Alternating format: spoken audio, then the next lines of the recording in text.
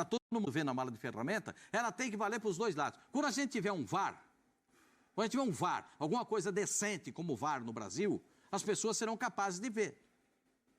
Que a gente falou o suficiente dessa estreia que já vai acontecer. Aí foi em Brasília. A casa estava tricolor porque era torcida única, 2 expulsões do lado do Corinthians. O Corinthians, engraçado, não sei, Pascoal, você falou desse clássico aí, o primeiro tempo foi ruim mesmo. Não, ruim não. Mas parece que o Corinthians organiza em melhor Portugal sem jogador. em Lisboa diria que foi um horror, né?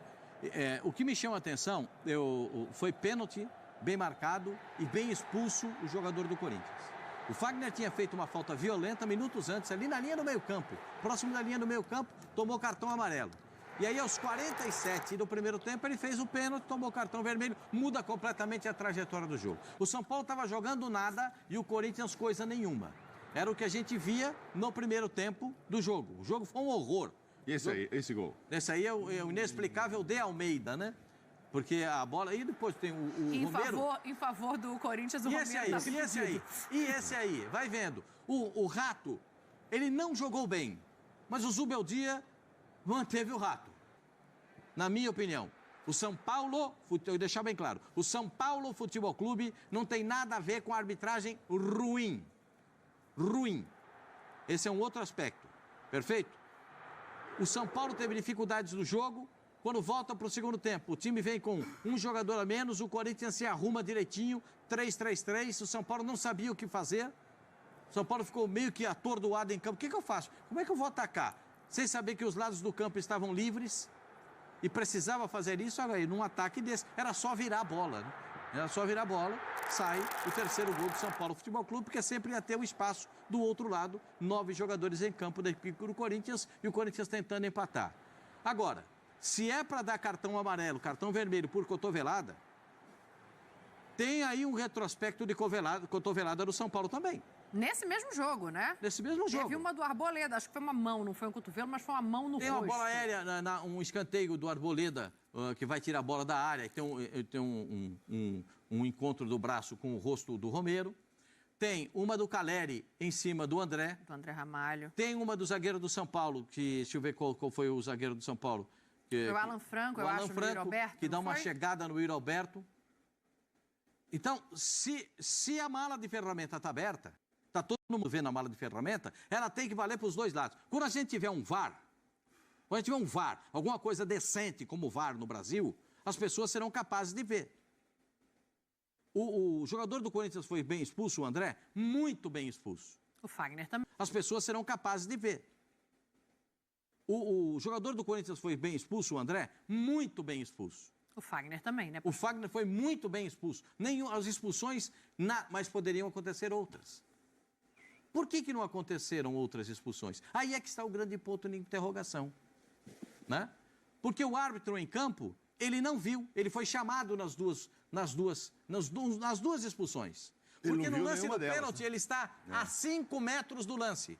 Ali, ó. Ele está a 5 metros do lance. E não marcou, né? Não marcou. No lance da expulsão do André, ele está de costas, porque ele marca a falta e sai andando. Rafael e aí... Klein, tá? Só pra gente nomear. Às vezes eu prefiro às vezes nem falar o nome, que é para não criar volume, sabe? Não dar uma desproporção para o acontecimento, né? Mas a expulsão está bem... Bem expulso o Fagner, bem expulso o André. Mas se é para expulsar o Fagner e expulsar o André, tem outras expulsões também que poderiam acontecer. Antes da gente ver os outros lances, então vamos só fazer o seguinte, porque quando a gente fala em critério, né, e a gente fala nisso aqui todas as vezes, deveria ter, às vezes falta. E aí o Fabinho Soldado, depois do jogo, foi exatamente a reclamação dele em relação a esse clássico, assim, não pelas expulsões do lado do Corinthians, mas pela falta de São Paulo não tem nada a ver com isso, hein? Da arbitragem. Vamos ouvir o Fabinho. O Ramalho tomou uma cotovelada do Caleri, e o lance não foi interpretado da mesma forma. Tá certo? Então eu estou aqui exatamente para falar sobre o critério. Isso aqui não é chorar, mas simplesmente toda semana a gente tem problemas seríssimos com a arbitragem. O meu capitão Romero a nova determinação da FIFA, né? Todos vocês sabem que Somente o capitão pode conversar com o árbitro, claro que de uma forma educada. Romero fez isso, tentou fazer isso diversas vezes, tomou o cartão amarelo. Porque ele que é o profissional, que é a pessoa, o atleta ali que faz essa relação. Ele tomou o cartão amarelo. O Yuri tomou uma cotovelada do Alan Franco também. Então, assim, a nossa indignação é com a falta de critério. Aí, Mauro, a gente está vendo alguns lances, né? São imagens um pouco mais longe, porque são da nossa câmera, não da transmissão. Mas, mais uma vez, a gente incorre no critério, né? Anotei isso do Fabinho, falta de critério, e a cada momento a gente tem um dirigente dizendo que o time que ele trabalha está sendo prejudicado, mas isso é normal, né? Isso não é nenhum privilégio, entre aspas, aí de Corinthians. No sábado foi o Grêmio reclamando, outro dia... todo dia alguém vem para reclamar a falta de critério. Aí, ó, houve esse braço aí? Houve, realmente. O árbitro está muito bem posicionado. E ele me parece que ainda deu falta a favor do São Paulo. Entendeu? Os lances que ele tinha que enxergar, ele não enxergou. O VAR o salvou. Porque ele tinha que expulsar o Fagner ali. E ele não... Na hora, ele estica um braço assim de quem segue o jogo. Então, se o VAR não chama... A gente reclama tanto de intervenção do VAR, mas tem horas que ele salva o árbitro, salva o jogo, né? Olha isso aí. Agora é o Alan Franco no Yuri, olha lá. Agora, achei que o São Paulo demorou muito para ganhar, acabou ganhando, matou o jogo num terceiro ali. Sofreu para ganhar? Não sofreu, tinha 2 a mais e o Memphis perde uma bola que não precisava ter perdido. E aí realmente, né, com 4 contra 2... O Corinthians toma o terceiro gol e o São Paulo sacramenta. No gol do Arboleda, tem mais gente do Corinthians, porque olha só, mas tinha jogador expulso. Mas aí é uma bola parada, e tem mais gente do Corinthians na área do que do São Paulo. Mas muito mais, não é pouco não. E aí o Corinthians toma um gol de cabeça. Então ali tem algum erro de posicionamento. Muito bom, o Arboleda acho que o 20º gol que já marcou. A grande maioria, evidentemente, deve ser de cabeça, né? Porque ele vai para a área para os escanteios, bola parada. Tem lá o mérito sempre de quem faz o gol. Mas tem 4 do São Paulo contra 6 ou 7 do Corinthians, porque já tinha tido as expulsões, os caras estavam tudo fechado lá atrás. Então é uma bola para não se perder. Mas acontece, tem o mérito do outro, não deveria. Se não toma ali, o Corinthians estava dando um aperto no São Paulo que era, podíamos dizer, desnecessário para quem tinha 2 jogadores a mais, né? Então, acho que o São Paulo demorou para matar o jogo, mas enfim, com 2 a menos, não esperava que o Corinthians fosse sair com os 3 pontos, e sim o São Paulo. O resultado, né, Zinho, acho que ele é dentro do que se desenha o jogo. Assim, eu sei, Tetra, que você não gosta tanto de falar de arbitragem, então queria te ouvir um pouco também sobre o jogo em si. O Pascoal falou que o Zubeldia demorou para perceber, aí o Mauro fala que o resultado demorou para sair. Tá tudo conectado, né? O São Paulo fez um jogo abaixo para quem estava com 2 jogadores a mais, ou o Ramon soube, apesar de 2 jogadores a menos, dispor o seu time de uma maneira a dificultar um pouco mais o adversário?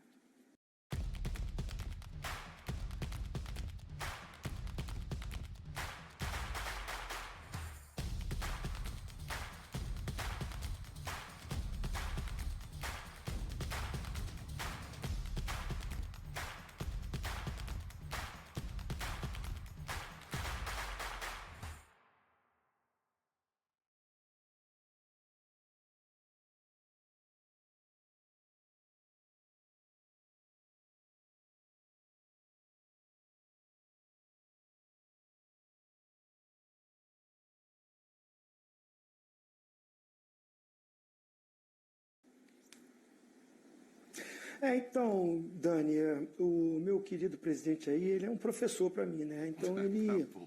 Além de lindo, ele é um professor, é isso? Não, é lindo, sensacional, espetacular. Até me emociono, assim, para falar dele, sabe? Brincadeira, esse Zinho mas esse é um assim, artista, cara. Esse é um artista perfeito, cara. Ai, meu Deus. É o Brasil que fala, o Brasil que fala. Tá bom. Você é o comentarista mais charmoso, lindo do Brasil. Então, assim, ele às vezes me dá uns toques assim que eu fico... É verdade. Ele falou assim, Zinho, tome muito cuidado. Quando você for fazer um programa muito longo, você tem muito tempo para falar besteira, hein? Cuidado. Então, assim... É verdade. Mas eu sempre fiquei feliz que ontem eu fiz o nosso Sport Center, né? Também eu estava muito bem acompanhado, o nosso capita, o diferenciado Rodrigo Bueno, a espetacular Marcela Rafael. E eu com eles lá, logo a Marcela me chamou para falar sobre esse jogo. Fui o primeiro a falar assim. E eu comecei falando, sabe o seguinte? Falei, olha, 3-1, mas me decepcionou a postura do São Paulo. Com 2 jogadores a mais, 2-0 no placar, tomou sufoco. O Corinthians fez 2-1 e teve chance para fazer o 2-2. Poderia ser um jogo muito mais tranquilo, muito mais calmo, de administração, mas para fazer mais gols, como o brilhante Pascoal falou. E eu não vi isso no jogo. E falei, olha, achei o início do jogo muito truncado, muito pegado, muita reclamação, muita discussão, pouco jogo, parte técnica muito abaixo. E é legal, porque quando vai para a coletiva depois, você fica escutando, o treinador falou isso, os jogadores falaram isso, mas o treinador do São Paulo também me deu uma aula. Porque o que ele fala, pô, tem um porquê. Rapaz, o treinador do São Paulo estava totalmente abalado e abatido pela desclassificação no meio de semana. Ele deixou bem... eu não sei, os jogadores também estão, mas eu estou muito mais... Então, assim, me parece que a concentração para o jogo, para o clássico, o peso da desclassificação, tudo isso contou muito para o São Paulo, que se esforçou, se dedicou, brigou, lutou muito, mas com a vantagem que tinha no campo, poderia fazer um jogo muito mais calmo. Mas como é que foi o primeiro gol? De pênalti. Você viu a reunião que foi para bater o pênalti? O Luciano também, né, Luciano? Precisa ir lá, pô, o cara perdeu um pênalti, você vai ali e ainda quer pegar a bola para bater... E o Caleri tirou da mão dele, né? Que o Lucas...